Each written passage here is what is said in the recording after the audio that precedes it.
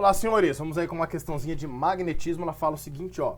A figura ilustra duas molas flexíveis condutoras que sustentam uma haste AB também condutora de massa 2 gramas e comprimento 1 metro imersa num campo magnético uniforme perpendicular a ela. E olhando para a figura como é cruzinha, xizinho, tá entrando o campo magnético na nossa tela, né? De intensidade 1 Tesla, num local de aceleração da gravidade de 10 metros por segundo a cada segundo. Para que se anulem as trações nos condutores helicoidais, ou seja, nas molas, as forças elásticas na mola, o sentido da corrente na haste e sua intensidade são, respectivamente, meninos, vamos lá. No equilíbrio, nós sabemos aqui que as forças que estão atuando são a força peso, que é sempre vertical e para baixo. E na mola, nós temos a força elástica, ou força de tração elástica, tanto na mola da esquerda como na mola da direita.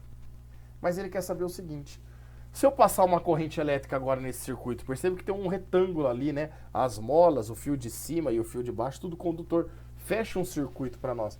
E se a gente circular uma corrente elétrica aí? Qual deveria ser o sentido da corrente elétrica em A e B? Que logo, sendo uma corrente em movimento, carga em movimento numa região de campo magnético, aparece uma força magnética para nós. Só que ele quer que essa força magnética apareça de tal forma que anule a ação daquelas forças elásticas, ou seja, ela vai levar de volta aquele fio AB para cima, a mola que estava esticada vai voltar ao equilíbrio e não vai ter mais força atuando nela. Ou seja, para nós tirarmos as duas forças elásticas aqui, nós vamos ter que criar uma força magnética que substitua elas, ou seja, uma força magnética que seja vertical para cima. Dessa forma, eu vou poder anular as forças elásticas na nossa molinha. Bom, primeira regra, vamos lá. Regrinha da mão esquerda para achar o sentido da corrente, olha só. Olha a mão esquerda aí, meninos. Nós temos o campo magnético entrando, o dedão força magnética para cima, olha o dedo médio. Isso significa que para tudo isso ocorrer, a corrente tem que ir de A para B.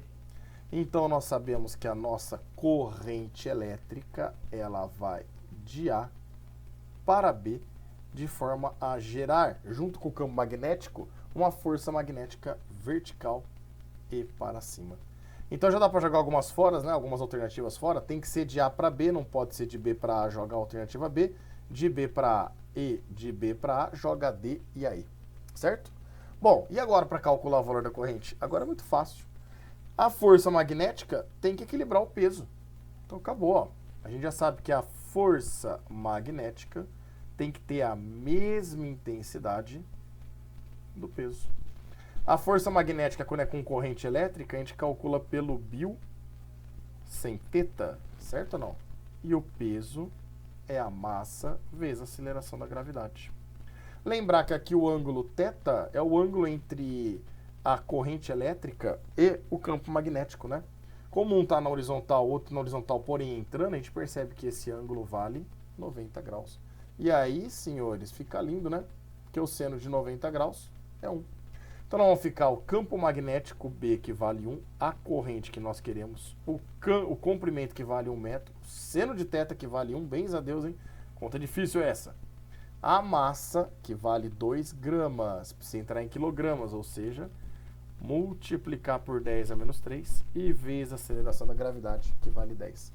Portanto, a gente vai chegar aqui que a nossa corrente elétrica vai ser 2 vezes 10 a menos 3 vezes 10 a 1 fica 10 a menos 2. Portanto, 2 vezes 10 a menos 2, a gente chega que a nossa corrente vai de A para B e vale 0,02 amperes para nós aqui. O que dá para nós aí como correta alternativa A.